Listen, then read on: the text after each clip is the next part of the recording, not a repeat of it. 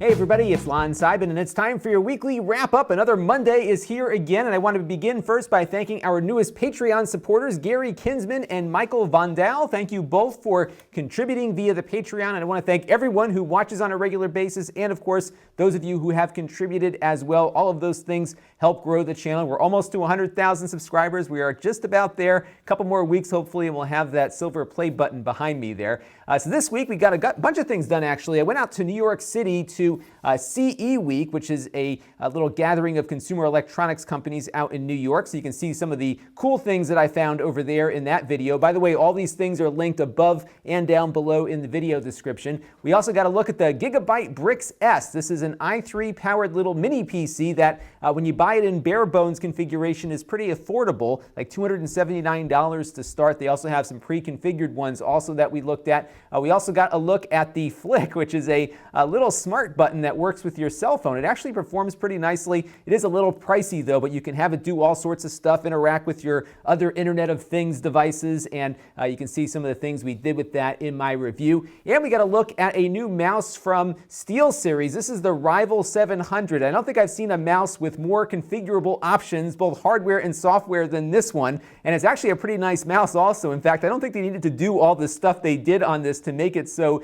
configurable, because on its own, just as a mouse, it works really nicely. And you can check out that review that I posted last night, again linked up above. So some news to start with, and I have the news running on my little laptop right now, and that is the Dolphin Emulator has been updated to version 5, and it's been in the works for a while. I'm sure if you are involved with the Dolphin development, you probably are already using it, but I had not, and I am really quite pleased with this. And as you can see, the only game worth running on the GameCube, in my opinion, which is Star Wars Rogue Leader here, really runs nicely. The frame rate is just running excellent. This is on a laptop with, I think, a 960M, so it's not the fastest GPU out there, but it really is performing exceptionally well here. The graphics really look good. I was even having trouble on my big gaming PC with the prior version of this emulator running this game properly. This is my favorite game on the GameCube, one of the best Star Wars games ever made, in my opinion. And as you can see here, it's running at a really nice frame rate. I think I even have some of the graphics turned up also to give it a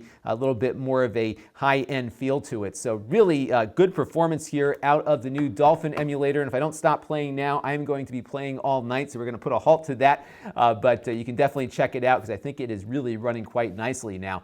And now it's time for some Q&A. We've got a first question here, actually a multi-part question from Ryan Kurtz, who was hoping I would do a dedicated video about how I approach different companies for getting review units and that kind of thing. I might do something like that. I did one probably about a year or two ago where I talked about my strategy involved with how I decide what to review. I'll put that down in the playlist. Maybe I'll do something a little bit more kind of a how-to in a little bit about launching a channel. But the short answer is that I really didn't start out asking people for stuff. I actually went out and bought it, reviewed it, and resold it, and I'm still doing that now, actually. I just bought a couple things this week that I'm going to be reviewing on the channel. So I don't like to wait, because I have to get stuff up quickly because I am not a big channel. I mean, we're getting close to 100,000, but that's still kind of small compared to many other channels out there. So I have to be a little bit more aggressive in getting things in quickly. Even if it costs me money, I will get some of that back by reselling the item, and then I go out and hopefully get enough views on the video to earn some ad revenue back to help. Now, I don't do this full time, so this is kind of a hobby business for me, so I am able to sustain this channel on its own revenue. And if I was living off of it, I probably couldn't live off of it, the amount of money that I'm making right now, but it would certainly be a little bit different if I didn't have any other income source. But I think that's the key, is don't quit your day job until you're making enough money that you can, because you really have to think about, from a business standpoint, what can your business afford to do as far as its expenses are concerned. And for me, one of the expenses that I've decided to take on is the cost of buying a lot of the things that I review on the channel. But what's been helpful is that as the channel has grown and as brands start seeing the things that I'm doing, they feel more comfortable loaning me items to review because they see that there's a level of quality that I try to do and try to approach things very fairly. So that has been the strategy that I've been under for the last 3 years, and I'm going to keep doing it because it seems to be working. So that was that part. I did want to cover, though, his question about the Internet Creators Guild, and this is something that just launched this week as VidCon is wrapping up out in Los Angeles. And the people that do VidCon, Hank and John Green, are doing this as a nonprofit. It's being formed as a 501c6, and this is a United States tax code for a nonprofit trade organization. And their goal is to try to provide some representation as a guild for creators. And some other guilds in the United States that are similar to this might be the Screen Actors Guild or the Writers Guild for Hollywood stuff. And they're not approaching this, though, like a labor union, which is what those typically are. They're trying to be more of a representative group where creators can have a larger voice or a louder voice in dealing with YouTube and other platforms when things aren't going right. And I think it's a good idea. I don't think it's being executed in the best way, which is why I'm kind of holding back my membership fee initially. So they're asking $60 a year for people to join. I'm happy to do it, but my issue is that they're not approaching the creation of a trade organization the way that most trade organizations that I've been a part of in my business life have been configured. So almost all of those, actually all of those groups have a set of bylaws, and they have a board of directors that is elected by the membership. And oftentimes these elections are not contested. They're not really nasty contests like we see at the presidential level. They're typically, people that have been involved in the organization who kind of work their way into a board seat at some point or another, and everyone usually agrees that these are good people to put on the board. The problem is that as they're describing the organization right now, there's no set of bylaws that they're going on. They handpicked the staff already, as well as the people that sit on the board. I'm sure they're all great people. I'm not being critical of the people that they've chosen here. I'm just more critical of the process that I've seen so far with this, because I really think that a membership organization, especially one that calls itself a guild, should act as one, and that before you start setting goals and hiring staff and doing all this other stuff, you need to elect a board of directors. And even if you have like an acting board that at least sits in a temporary role just to get everything launched, and then hold a formal election of the membership to get a real representative group there, I think that would be important. But everything I've seen on their website right now indicates that there's really no plan for that, or at least it's not being mentioned as part of their overall plan. And I think if you're trying to represent creators, going after people you already know isn't the right way to go, because there are, even in their own words, there's 37,000 channels like mine that get 1 million views or more a month. And there's certainly a lot of us out there, and I don't know if the group they picked is going to really understand everything that we're going through here as we're scrapping away at trying to get into a sustainable business model for ourselves. So I would really like to see them open this process up a little bit more. I'd like to see a set of bylaws. I'd like to see some things that really look like a trade organization to me versus something that looks like a startup, which this looks like to me at the moment. And I don't say that because I don't trust Hank and John Green. I think they really have proven themselves again and again to be on the side of creators. They've spoken out on things when it's been necessary to do so. They run VidCon, which is a very well-respected and probably the event to attend in this industry right now. So I'm not critical of them, but I think that they're approaching this the same way everyone on the Silicon Valley world approaches things. So launch it like a startup, put your team together, do all this stuff. But that's not how trade organizations work. They work by really having the membership be represented by electing the board members that kind of represent everyone else there. And there's a lot of things out there that I feel like need some representation. We need an adversary for some of these platforms like YouTube and Facebook to make sure that these platforms are being transparent with us as far as revenue that they're earning and our share of that revenue, about all this freebooting and all the copyright issues that are going on. And I hope that they're going to be a strong voice for that. And I think it remains to be seen how they will approach that. They've said they will certainly speak with a loud voice, but may not be all that aggressive from time to time. So again, I'm just going to kind of sit back and wait and see what happens here. I think I'll join as a member once I see there's a path for the membership to be involved in making leadership decisions, because that for me is a big no-no at the moment, that they don't have that path defined. And it's not that I'm trying to run for a board seat or anything. I got enough to keep me busy at the moment, but I just feel like any guild needs to be reflective of its memberships, and its leadership needs to be elected by its membership. And our next question comes in from David Halligan, who's wondering if he gets a 4K TV, how would an Xbox One that runs in 720p or 900p look on it? Good or terrible? Would he even be able to notice? And it's hard to say, because it really depends on the television that you get. So a TV is not just the panel and all the components of getting images to your face. It's also the scaling hardware that those televisions have built into them. So you definitely want to do some research on TVs from a gamer's perspective. And there is a lot of stuff. I did some Googling today just to kind of see what was out there. There's a lot of content out there about recommendations for the best 4K televisions for gaming. And you'll see some really interesting stuff, especially as it relates to latency or lag from the time that you push a button on your controller to when something actually registers on screen, because all of that scaling does take some time to happen. When they take that smaller image and make it into a 4K image, it takes time. And the more expensive TVs, of course, will do that faster than the less expensive TVs will at different levels of quality also. So I would take a look and see what's out there. I have an LG 4K set. I'll put that review in my master playlist that I bought a couple of months ago, and it's a kind of a mid-range set. I think I paid about $1,700 for it, so it wasn't the most expensive one, but actually the Xbox One games look great on it. It looks better than it did on my old Plasma, which was like a 720p Plasma that I was using before that TV. So it really does look nice. I think you'll have a very good experience provided you get the right television. That's the one thing I haven't gotten into yet is TV reviews. I have the room now to do it. I just have to figure out how I would do it, because I'll tell you what, it's really hard to repackage a television to send it back to somebody. So that's been a logistical nightmare to try to figure that out. I am very eager to see how the OLED TVs look.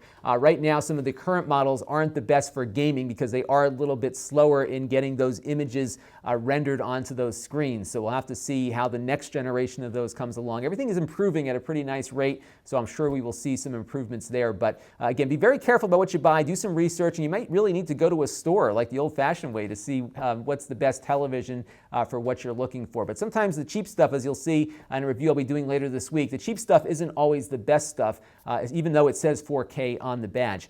And Windows 10 has gone sentient and now asking me questions. This is why Windows 10 forces the upgrade on you. If the more computers that Windows 10 gets installed on, the more intelligent it gets. And Windows 10 wanted to know why I'm so knowledgeable. My response was I'm old, which is partially the case. The other reason why is that I gained a lot of knowledge from all of you viewers who asked some really tough and really good questions that really pushed me to go out and learn more about the products that I review. I went back and looked at some of the stuff I did 3 or 4 years ago, and a lot of those products that I reviewed, I had to go back and do additional follow-ups 2 or 3 times because I didn't cover everything that viewers were looking for. And I have a real challenge on this channel because those of you watching the wrap-up video right now represent about 10 to 15% of the overall viewership. The remainder are general consumers who are coming to me from Google searches. And I've got to really thread the needle of providing enough technical content so that you all can get the information that you need, but also enough general content that will satisfy the needs of consumers who are looking for a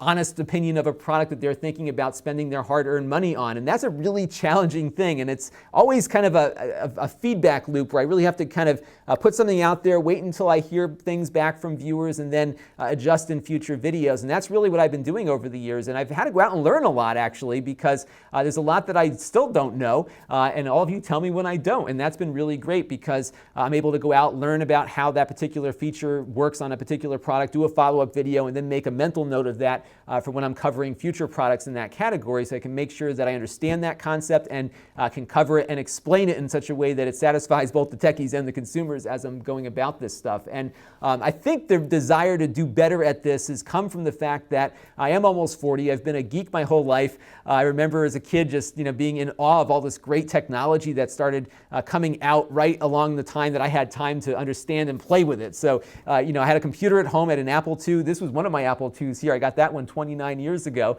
And it's been just wonderful as a kid to have the time to really explore this stuff, because people my age back then had no clue about this stuff. Us kids who had all the time in the world to really experiment and poke around with the early days of bulletin board systems and the internet and leading up to this, we really just had an advantage in that we had free time to really poke and explore all this new technology. And I really just remember what it was like before. So every time something new comes out, it just blows my mind. Like when I got the TriCaster, I'm like, this is amazing. If I knew at 10 years old I could do this in my basement in real time with all this stuff flowing around. It's been amazing to me just to see all this stuff develop here, and really been able to kind of just have this as a hobby since I was a little kid, and just keep continually building on that as time goes on. So I really have an appreciation for where things are at. I mean, I remember when we got our VCR in for the first time, and it was like completely mind-blowing that I could watch Star Wars whenever I wanted to. That was just a whole new world for me.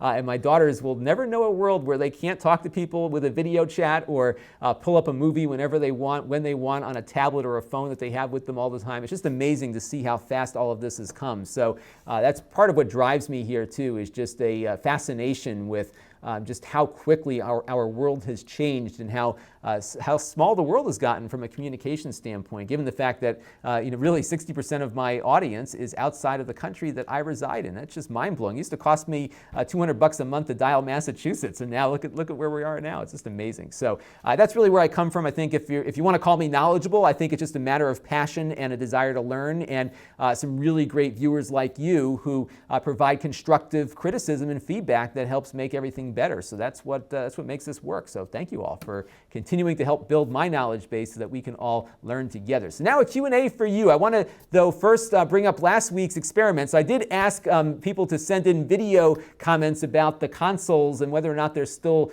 relevant as devices. I think back to my Atari 2600, which was my first game console, and I only got one video response from Saturn Notaku, who's listed down there on the link, so you can listen to his thoughts on that. I was hoping to get a lot more that I could kind of edit together into something that would have been a cool little segment to do, but unfortunately I didn't get more than one. So but do check out his video. I'll put that down in the playlist also, and I'm going to do something a little bit different this week though. So I'm going to just take any kind of response you want to give me, video or text in the comment field or whatever you want to do, and I'll try to compile some stuff for next week. So I would love to get from you what your favorite piece of technology was when you were a kid. It could be a game console, it could be anything. So let me know, and maybe I'll find some old stuff that's buried in my basement over there and share a couple of my mementos with you as well. A lot of them are already up on my wall of retro gear over there. So I think it'd be kind of fun. And we'll, even if you don't want to do a video, just write something and I'll pull a couple of responses together for next week. So what's coming up this week? Well, we've got a 4K monitor from Dell that we're going to be looking at. It's a, I want to say it's a budget monitor. It costs less than other 4K monitors do, but it's still about $430 or so. But that one is shot and ready to go. I have a mystery item for you later this week that I am not at liberty to talk about just yet. It's actually something a lot of you have been asking about, so we will take a look at that when it's available, and I am out of my embargo time on that. Now, if you want to help the channel, you can go to Lon.TV/Patreon and make a monthly contribution to the channel. You can also make a one-time contribution with YouTube fan funding, which you can find at Lon.TV. And those are great ways to help the channel. And if you do, by the way, contribute via fan funding, let me know that you did, because YouTube doesn't give me that information automatically. So if you want some recognition, I hope you do, because I like to make sure everybody gets thanked both in the wrap-up video and also on the monthly credit roll. Do send me an email or just fill out the form that I guess it presents to you when you make the contribution, because otherwise I won't know you did it. So I want to thank everyone for their support. I'm definitely making progress on getting all of the business stuff set up so we can hire somebody. It's not easy to hire somebody these days, so I had to get a bunch of insurance policies, and it was a little tough to get those given the size of the channel and the coverages I was looking for. It's really complicated actually. So finally got that worked out. I got to form the formal business documents later this week, and hopefully within a couple of weeks we'll have our helper here, and it'll probably make me a little bit more efficient, hopefully. If nothing else, having somebody show up at a certain time every day will make sure that I get all of the things that he needs to do set up. So that will definitely help keep me more focused on the channel too. And what we're going to be doing is taking those subscriber dollars and putting that towards the employee moving forward, so we can all decide. We'll all do his review together. That'd be kind of fun. We'll do a live stream of his performance review. So you can engage with the channel a couple of different ways. You can go to Lon.TV/email for my email list. I'm doing those once a week now. Lon.TV/Facebook for my Facebook page. I do post things up there from time to time, so definitely like me, or whatever the term is now for Facebook. Lon.TV/Reddit is our Reddit page, and we've got the store at Lon.TV/store, and I've got some more stuff coming up on there soon, so definitely be on the lookout. I'll put a note in the email when it goes out. The store is where I resell the things that I've purchased, reviewed, and now am getting rid of, and one of those items pretty soon will be a DJI Phantom 3 drone, so be on the lookout. That will be showing up there very shortly. So that'll do it for this week's weekly wrap-up. I want to thank all of you for your generous contributions of your time when you watch all my videos, and for those of you contributing via Patreon, fan funding, and other methods. Everything is really helping keeping the channel growing, and we are almost to 100K, and it's going to be great when we get there, and we'll have to come up with some new goal after we get to 100K. What's been interesting has been watching channels grow past that 100K mark. There must be something in the algorithm that really accelerates the growth, because I'm seeing channels that were like 100K last year already at 200,000 less than a year later. So hopefully that will happen here too. I'm just going to keep working away at stuff, keep that feedback coming, help build the knowledge base that we can all collectively share. This is Lon.TV, thanks for watching. This channel is brought to you by my Patreon supporters. If you want to help the channel, you can by contributing as little as $1 a month. Head over to Lon.TV/Patreon to learn more. And don't forget to subscribe. Visit Lon.TV/S.